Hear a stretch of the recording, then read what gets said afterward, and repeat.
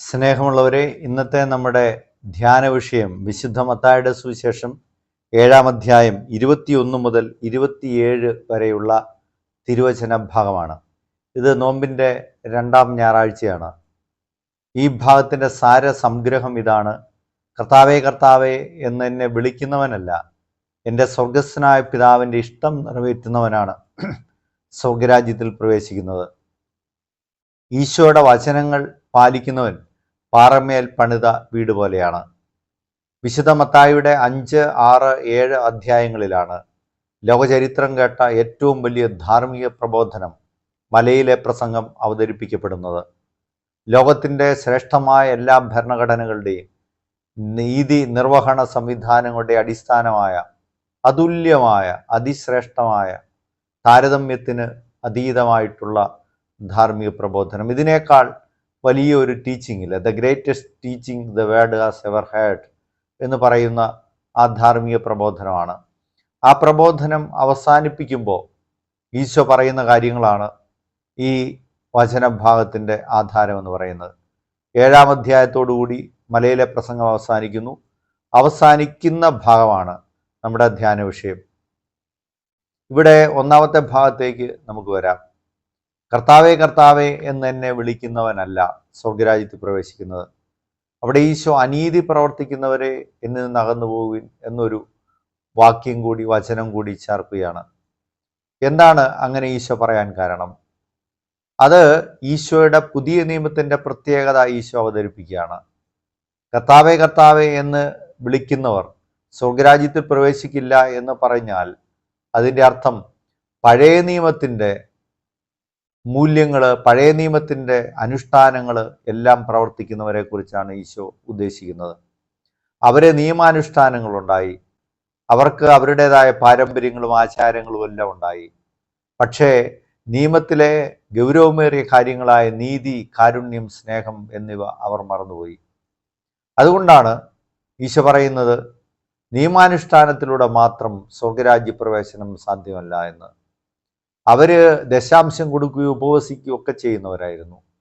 പക്ഷേ ഈശോ പറയുന്നു അതുകൊണ്ട് മാത്രം സ്വർഗരാജ്യത്തിൽ പ്രവേശിക്കില്ല.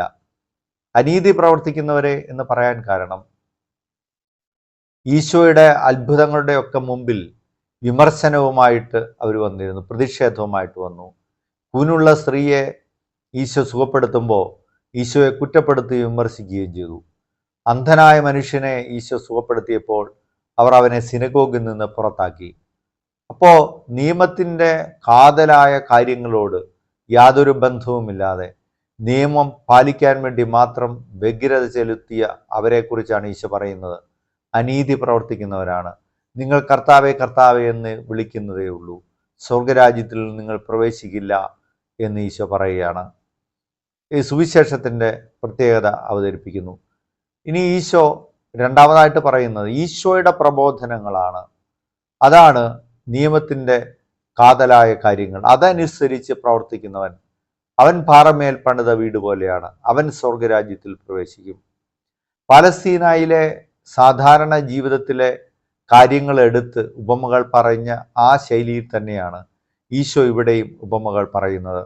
പാലസ്തീനയിൽ ഉണങ്ങിയ പ്രദേശത്ത്, മണ്ണുള്ള പ്രദേശത്ത് വേനൽക്കാലത്ത് പെട്ടെന്ന് വീടുകൾ ഉണ്ടാക്കിയിരുന്നു. അത് ചെറിയ കാര്യങ്ങൾക്ക് വേണ്ടി, ആവശ്യങ്ങൾക്ക് വേണ്ടിയായിരുന്നു. പിന്നീട് മഴ വരുമ്പോൾ അതെല്ലാം കുതിർന്നു പോയിരുന്നു. ആ ഒരു രീതിയെ സൂചിപ്പിച്ചിട്ടാണ് ഈശോ പറയുന്നത്. മഴ പെയ്തു, കാറ്റൂതി, വെള്ളപ്പൊക്കമുണ്ടായി, ആ വീട് തകർന്ന് തരിപ്പണമായിപ്പോയി. കാരണം അത് മണലിൽ പണിത വീടായിരുന്നു. മത്തായി സുവിശേഷകൻ മണലിൽ പണിത വീട് എന്നാണ് പറയുന്നത്. യഥാർത്ഥത്തിൽ പാലസ്തീനയിൽ അങ്ങനെ മണലിൽ വീടുകൾ പണിയാറില്ലായിരുന്നു.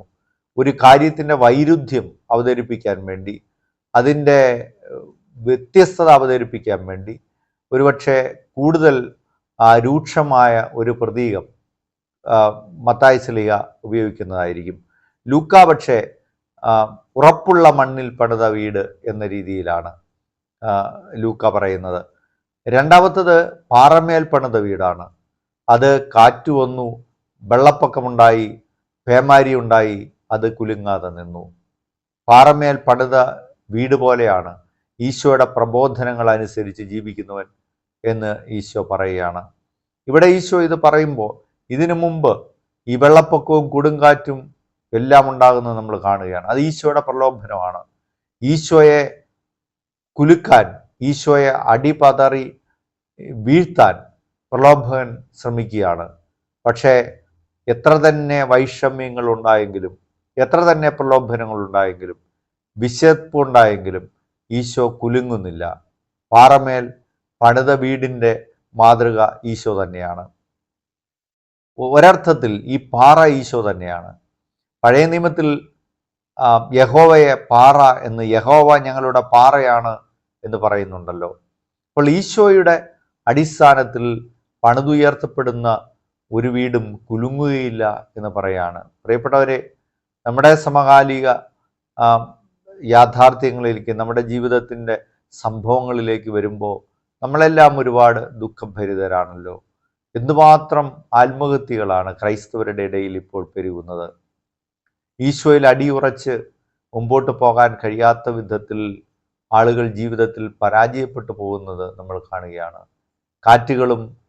കാറ്റും പേമാരിയും വെള്ളപ്പൊക്കവും ഒക്കെ വീടിന്മേൽ ആഞ്ഞടിക്കുമ്പോൾ തകർന്ന് തരിപ്പണമായി പോകുന്ന വീടുകളെ ഓർത്ത് നമ്മൾ ദുഃഖിക്കുകയും അഗാധമായി സങ്കടപ്പെടുകയും ചെയ്യുന്ന കാലം കൂടിയാണ്. അപ്പോൾ നമ്മൾ ഇതിൻ്റെ പ്രായോഗികതയിലേക്ക് കൂടുതലായിട്ട് വരുമ്പോൾ കർത്താവേ കർത്താവേ എന്നെ വിളിക്കുന്നവനല്ല എന്ന് പറയുന്നു. ഞാനൊരു സംഭവം ഓർക്കുന്നത്, ഈ കുറച്ചധികം കാലങ്ങൾക്ക് മുമ്പ് ഒരു പള്ളിയിൽ നിന്ന് ആരാധന കഴിഞ്ഞ് ഇറങ്ങി വരുമ്പോൾ കണ്ട ഒരു സംഭവമാണ്. അവിടെ ഒരു മനുഷ്യൻ, ഒരു പാവപ്പെട്ട മനുഷ്യൻ പള്ളിയിൽ വികാരിയച്ഛൻ്റെ അടുത്ത് സഹായത്തിന് വരികയാണ്. അപ്പോൾ ആരാധന കഴിഞ്ഞിട്ട് ഇറങ്ങി വന്ന ഒരു മനുഷ്യന് ഇയാളെ അറിയാം. അവിടെ വെച്ച് തന്നെ അയാൾ പരസ്യമായി പറയാം, നാണമില്ലല്ലോ ഇയാൾക്കൊക്കെ ഇങ്ങനെ തെണ്ടി നടക്കാൻ. അപ്പോൾ ആ തരത്തിൽ പരസ്യമായിട്ട് അയാളെ ആക്ഷേപിച്ച് സംസാരിക്കുന്നത് കാണുന്നു. അനീതി പ്രവർത്തിക്കുന്നവരെ എന്ന് ഈശോ പറയുന്നു. നമ്മൾ നീതിപൂർവമാണോ പ്രവർത്തിക്കുന്നത് എന്ന് നാം ചിന്തിക്കേണ്ടതുണ്ട്. ഒരു പരീക്ഷ, ഒരു വൈവാ പരീക്ഷയാണ്. വൈവാ പരീക്ഷയ്ക്ക് ഒരു കുട്ടി വരികയാണ്. 2-3 പേര് ഒരുമിച്ച് അധ്യാപകരിരുന്നാണ് ഈ പരീക്ഷ നടത്തുന്നത്. ആ കുട്ടി ക്ലാസ്സിൽ അല്പം ഉഴപ്പാണ്. അവൻ ചില സമയത്തൊക്കെ ക്ലാസ്സിൽ കിടന്നുറങ്ങാറുണ്ട്. പക്ഷേ അവൻ ഈ വൈവാ പരീക്ഷയുടെ ഉത്തരങ്ങളെല്ലാം നല്ലതുപോലെ പറഞ്ഞു. പക്ഷേ ആ കുട്ടിയെക്കുറിച്ച് അതൃപ്തി ഉണ്ടായിരുന്ന അധ്യാപകൻ പറയാണ്, അവൻ ഉഴപ്പായതുകൊണ്ട് അവന് മാർക്ക് അധികം കൊടുക്കേണ്ടതില്ല. പക്ഷേ ആ ബോർഡിൻ്റെ ചെയർമാനായിരുന്ന അധ്യാപകൻ പറയുന്നു, അതല്ല, അവനിപ്പോൾ എല്ലാ ഉത്തരങ്ങളും നന്നായി പറഞ്ഞല്ലോ, നമുക്ക് നീതിപൂർവമായിട്ട് ചെയ്യണ്ടേ. അവർ തമ്മിൽ തർക്കമുണ്ടാവുകയാണ്. പ്രിയപ്പെട്ടവരെ, ഇതിൻ്റെ മറ്റ് പ്രായോഗികതകളിലേക്ക് വരുമ്പോൾ ഇതാണ്, ക്രിസ്തുവാകുന്ന പാറമേൽ പണിത വീടുകളാണ് കുലുങ്ങാതിരിക്കുന്നത്, അതാണ് വീണു പോകാതിരിക്കുന്നത്. നമ്മൾ ഈശോയെ അടിസ്ഥാനമാക്കിയാണോ നമ്മൾ നമ്മുടെ ജീവിതത്തെ കരുപിടിപ്പിക്കുന്നത്? അങ്ങനെയാണോ നമ്മൾ പോകുന്നത്? നിർഭാഗ്യകരമെന്ന് പറയട്ടെ, ഈശോയെക്കുറിച്ച് സ്നേഹം കുറഞ്ഞ, ഈശോയിൽ നിന്ന് അകലുന്ന, ഈശോ ആരാണെന്ന് പോലും അറിയാൻ മേലാത്ത തലമുറകൾ വളർന്നു വരികയാണ്. നമ്മുടെ ചുറ്റുപാട് കാണുന്ന നിരീശ്വരവാദത്തിലേക്കും സൈറ്റാനിക് വർഷിപ്പിലേക്കും ഒക്കെ വീണു പോകുന്ന, ലഹരിയുടെ പിടികളിലേക്ക് പോകുന്ന, ജീവിതം ആസ്വദിക്കണം എന്ന രീതിയിൽ സെക്സിലേക്കും ഒക്കെ പോകുന്ന, ആത്മീയതയിൽ നിന്നൊക്കെ അകന്നു മാറുന്ന, മാതാപിതാക്കളോട് ബന്ധമില്ലാത്ത, അവരോട് തർക്കുത്തരം പറയുന്ന കുട്ടികൾ കൂടി വരികയാണ്. ഒരു പേരൻ്റ്, അധ്യാപകൻ കൂടിയായ ഒരപ്പൻ മകനെക്കുറിച്ച് വളരെ വിഷമത്തോടു കൂടി പറയുന്നുണ്ട്. അവന് ഞാൻ വിളിച്ച ഫോൺ പോലും എടുക്കുകയില്ല, അവൻ എന്നോട് മിണ്ടിയിട്ട് തന്നെ 1-2 ആഴ്ചകളായി, അവൻ എന്നോട് ഇഷ്ടമില്ല, അവൻ എന്നോട് എന്തോ വെറുപ്പ് പോലെയാണ്. നോക്കൂ, ഒരു അധ്യാപകനായിട്ടുള്ള ഒരു പേരൻറ്റിൻ്റെ, ഒരപ്പൻ്റെ സങ്കടമാണ്. അപ്പോൾ ലോകത്തിൻ്റെ വ്യഗ്രതകളിലേക്ക്, ലോകത്തിൻ്റെ സുഖങ്ങളിലേക്കൊക്കെ പോകണം എന്നുള്ള ചിന്തയിൽ നിന്ന്, ആത്മീയതയിൽ നിന്നും ഈശോയിൽ നിന്നൊക്കെ അകന്നു പോകുന്ന യുവജനങ്ങൾ, അവരെല്ലാം ജീവിതത്തിൽ വീണു പോകുന്നത് പിന്നീട് നമ്മൾ കാണുന്നതാണ്. പ്രിയപ്പെട്ടവരെ, ഞാൻ ഓർക്കുന്ന കുറേ നാളുകൾക്ക് മുമ്പ് ഒരു പോലീസ് ഉദ്യോഗസ്ഥൻ, ഉയർന്ന ഒരു പോലീസ് ഉദ്യോഗസ്ഥൻ ചോദിച്ചാണ്, അച്ഛാ, നമ്മുടെ യുവജനങ്ങളൊക്കെ സഭയിൽ നിന്നുമൊക്കെ അകന്നു പോകുന്നതിൻ്റെ കാരണം എന്തെന്നറിയാമോ? എന്നിട്ട് അദ്ദേഹം പറയാണ്, അതിന് പ്രധാന കാരണം ഇത് തന്നെയാണ്, ഈശോ ആരാണെന്ന് അവർക്കറിയത്തില്ല, അവരൊന്നും ഈശോയിൽ വളരണം എന്ന് താല്പര്യമില്ലാത്തവരാണ്. എന്നിട്ട് അദ്ദേഹം ചോദിക്കുകയാണ്, സുവിശേഷങ്ങൾ 4 ഒരെണ്ണമെങ്കിലുമൊക്കെ വായിച്ചിട്ടുള്ള യുവജനങ്ങൾ എത്ര കാണുമെന്നറിയാമോ? തീരെ ചുരുക്കമായിരിക്കും.